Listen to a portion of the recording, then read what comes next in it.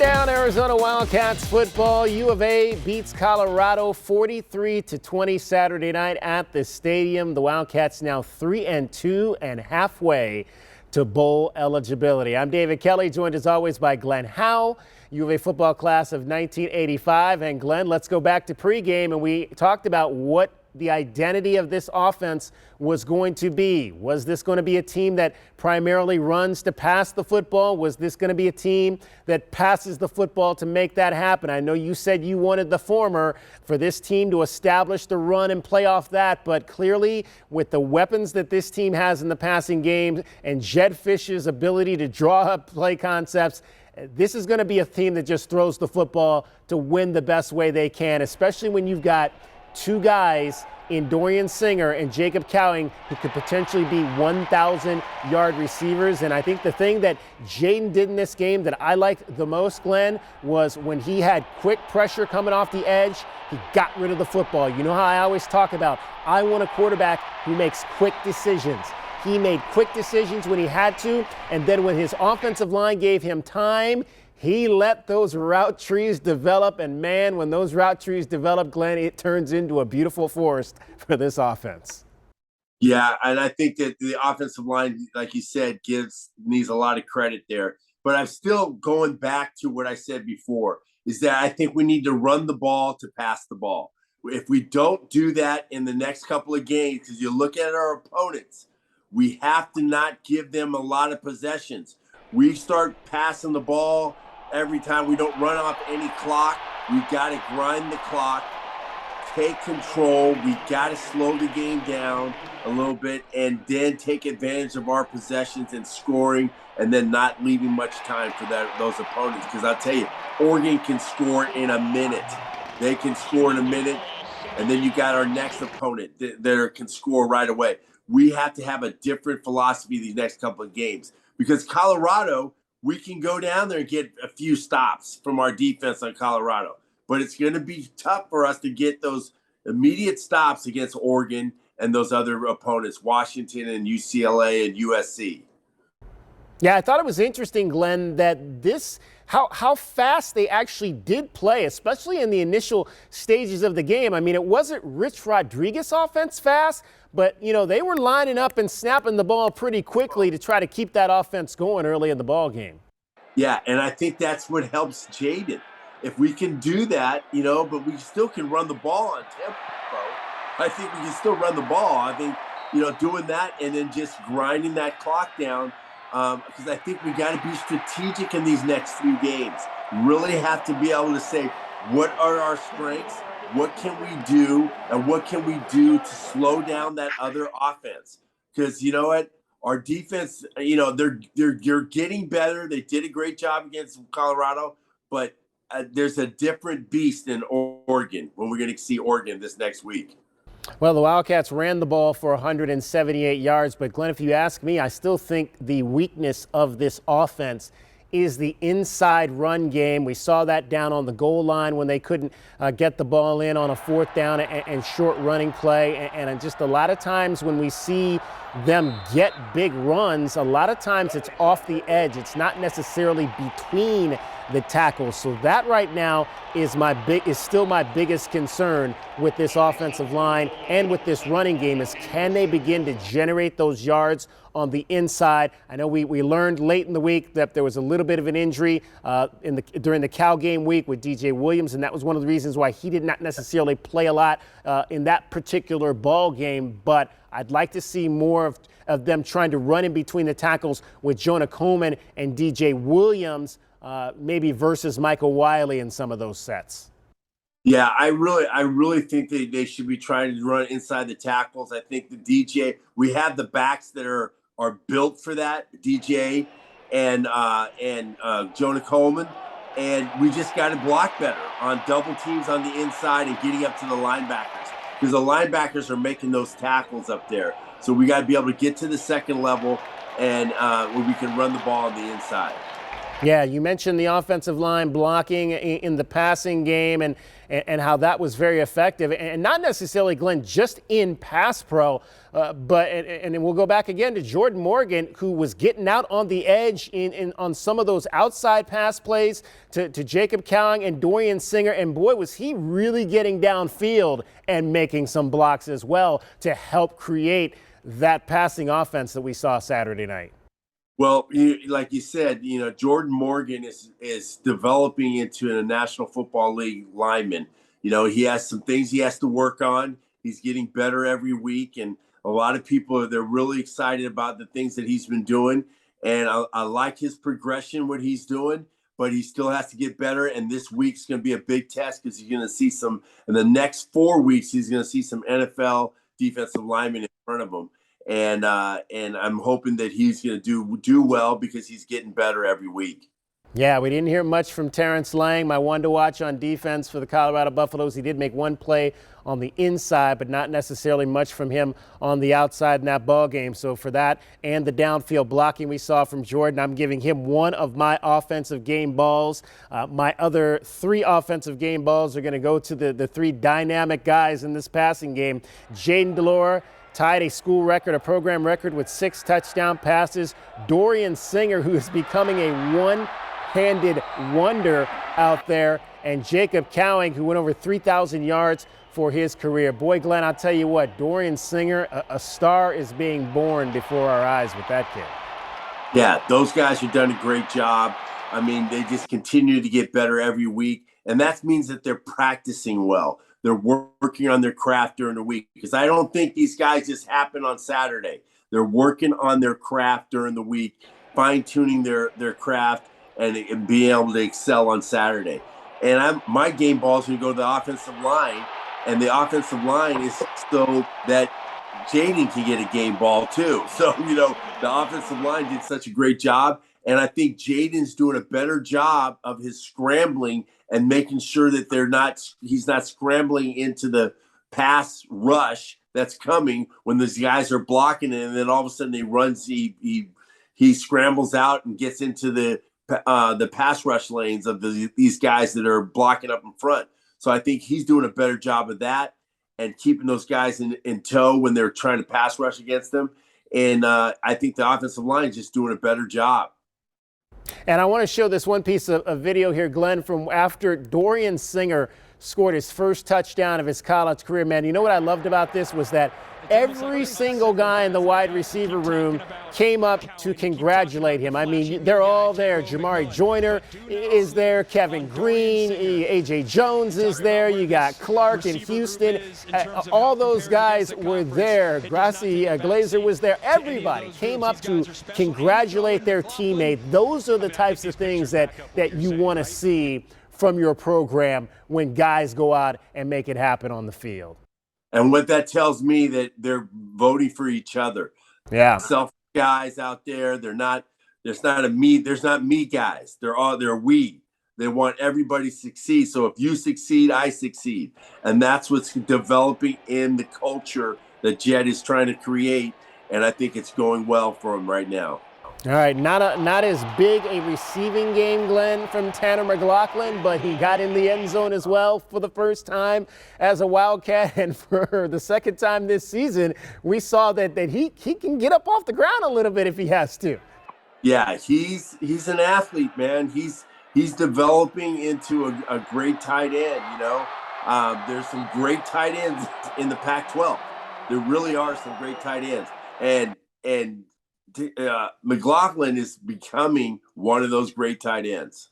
Yeah, one personnel note we'll talk about here. Alex Lyons, we found out after the ball game, no longer with this team, and obviously that's a loss for this offense. Alex was a guy who was a valuable veteran, maybe didn't work into the passing game like we thought that he would, but was a serviceable blocker in there, and a guy that brought a lot of experience to this offensive unit. Now a lot of that is going to fall on Keon Burnett, who we saw get in the game a little bit more than we had, as well as Roberto Miranda. Those two guys now are going to have to step into that other tight end role and continue to perform on the offensive side, especially that exterior blocking that we've been seeing from the tight end position. All right, let's flip it over to the defensive side of the ball, Glenn. And, I didn't think it was a bad game by the defense. I thought it was that they played well enough. Tackling was better at times, but they gave up 3 touchdown drives, which is certainly in a college game where there's going to be probably 10 drives aside. To give up 3 touchdown drives, that's about in most games against any team. Even the bad teams are going to score some drives on you. You want to try to stay away from the big plays, and to me, that's really what the downfall of the defense was 3 huge plays in this ball game. On the first touchdown drive, they had the 36-yard screen pass, and you're going to get beat by screen passes every once in a while.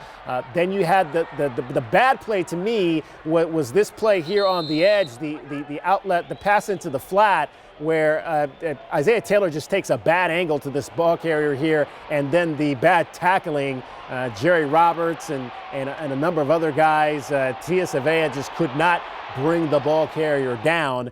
That's something obviously we don't want to continue to see with guys getting into the open space. You've got to be able to take good tackling angles to the ball carrier. And then once again, just like last week at Cal, we saw a cornerback get beat on a deep post route. This time it was Trayden Stukes. Against Cal, it was Isaiah Rutherford. Glenn, let's start there. How do these corners need to be better on those inside post routes if they're going to give up that inside leverage to the receiver? Well, first of all, they got to be right on their hips and be able to be with them stride for stride and be able to not let them cross their face. If they're getting to cross their face, if they have inside leverage, you're not supposed to let them cross their face. So we got to be getting better on our technique and just we got to be ball hawks. We got to be able to be ball hawks and being able to be aware when the man goes up with his hands that's when you got to turn. So you got to be able to get better on that, and I'm sure they're going to be working on that in the film room. And I want to go back, Glenn, to this one play early in the ball game. We talk about the gap situation, being in your right gap, and there was this one play here early. Jacob Manu simply goes to the wrong gap here, and the result was a 10-yard run. This was after they stopped us deep on the 1-yard line, and they had 2 big runs to come out and give themselves some breathing room. And again, there you go. Not necessarily, did he go to the wrong gap? He did, but this is a young ball player who's still learning how to play within this defense. Those are unfortunately things when you're dealing with kids, true freshmen, that are playing on your defense that you're going to see happen from time to time. See, that's one of the things that I think is an issue with us. When we have great positioning in a field position, okay, yes, we didn't get in on that 4th down. We should be going crazy when we're that close to the goal line and not letting them get out of that situation. They're up on their heels, so we have to be able to play better, and we cannot be giving up a 9 to 10 yard run right off the bat. We got to be able to be in our gaps, understand our assignment and alignment, and be able to stop that, because that's what winning football teams do, and that's what winning defenses do. And we're just not doing that. Yeah. On the defensive side, Glenn, I'm going to give my game ball to Christian Young. I just thought he brought a different type of intensity to the defense in that ball game. And really, again, like I like to say, I want to see guys that are making plays on the other side of the line of scrimmage. He continually does that. He batted down. He had a pass breakup. He had, I believe it was half a sack, a tackle and a half for loss, as well as a sack in the ball game. I want to see guys that are making plays on the other side of the line of scrimmage. That's what Christian Young did in this ball game.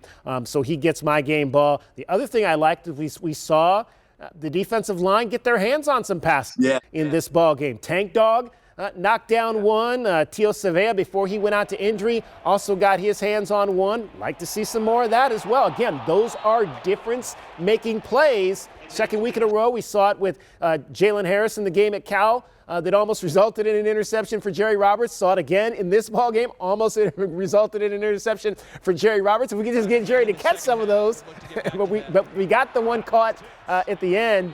off the tackle, off the Hunter Echols blitz, and then Paris Shan got the ball when it got loose. So like to see those types of plays, more types of plays like that. 3 sacks, although really to me there was maybe only 1 sack. I thought 2 of the 3 sacks were coverage sacks, but the last sack where Hunter Echols got in there and forced the ball out, to me that was the one true sack of the ball game. Yeah, and I think I like what Hunter Echols is still doing, making big plays, making those plays on the backside, coming and getting that quarterback, and Wilson is just playing. He's playing better. He's getting to be a gnat, like he's being a nuisance in there. And I really like the way he's playing and getting some penetration and batting balls down. So we have to have that this week against Oregon. These guys got to put a complete game together, because this Oregon team's going to come in here just churning and burning, and they're going to try to run us out of this now on the field, man. They're going to try to run it down our throats, and then just try to get us out of the game, the first half. That's what Oregon's going to come in here trying to do. That's what I think they believe they can do. And we got to have that mindset that we got to be able to make some big plays. And you heard me refer to Deion Tank Wilson as Tank Dog.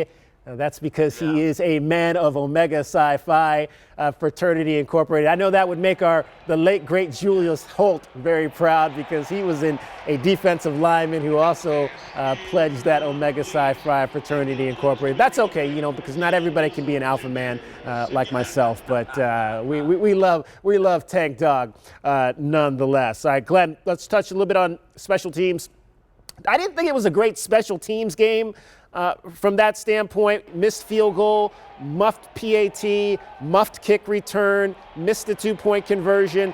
And then for the first time this season, you had a number of punt return opportunities that you just really couldn't get much going with. So I'd say average with the special teams unit is best in this game.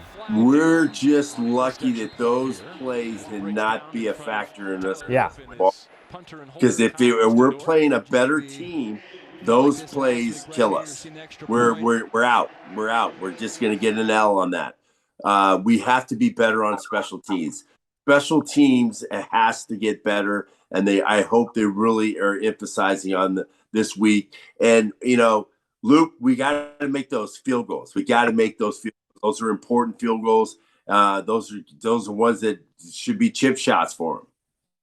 Yeah, I'm going to give my game ball, though, on special teams, Glenn, to DJ Warnell. He had the big tackle on the punt coverage there in the ball game. And we actually got to see a little bit, for the first time we saw DJ Warnell on defense. He kind of was switching in and out with Isaiah Taylor at that safety position. And we also saw a little bit of Tai Ugalele as well playing on defense. So, Johnny Nansen is going to have to open this up a little bit more and get some more guys in there. And it was good to see, because DJ was a guy that we thought was going to come in here and maybe have a little bit more of an impact on the defensive side than he's had. So it was nice to see him get in there. He took a couple of bad angles that I didn't like on some plays, but good to see him getting in there and getting that experience, because I think he's a guy that they're going to need down the line. Yeah, there's a lot of young guys who are getting in, and I think it's good for them, and this rule, there's got to be a guy on the sideline saying, okay, how many games has he played? And, because they get 4 games the whole redshirt. So those are real important. That guy, I think, is important, because he needs to know and let Jed and those coaches know. And I'm sure he lets them know before the game that, that we can't play this guy anymore, because, but get these guys in and let them get some playing time and get some experience. All right, Glenn, any final thoughts overall on this particular game before we wrap it up? This game, like I said, I really would like to see him run the ball a little bit more. It was great that, Jayden had a great game. But this next game, this next week, I'm really kind of concerned about if we don't run the ball and shorten that game down, it's not going to be to our advantage.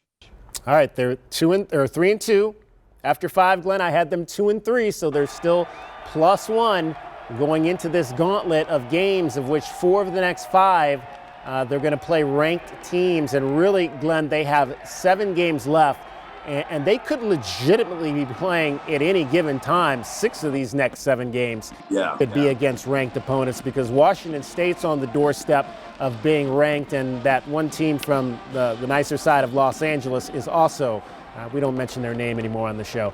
But they are also potentially on the doorstep of being ranked after they played very well Friday night and beat Washington at home. So we'll see. It's going to be a tough stretch, and the Wildcats are going to see if they can.